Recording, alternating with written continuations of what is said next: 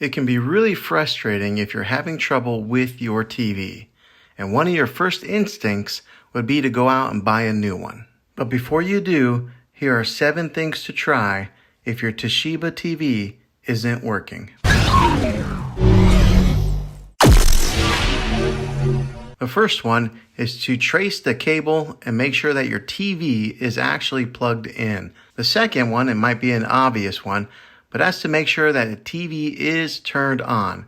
But try powering it on with the button on the TV itself and not the button on the remote control.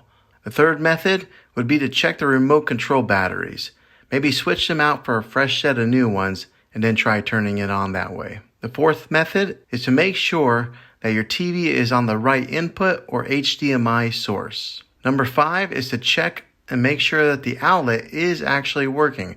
Maybe plug it into a different wall outlet or check your fuse box to make sure that there is power going to that particular wall plug. The sixth method, and this is providing that your TV does power on, is try updating the software or the firmware on your TV. The last method is to unplug the TV from the wall outlet for 60 seconds and then plug it back in. Now make sure you be patient here and wait the whole 60 seconds.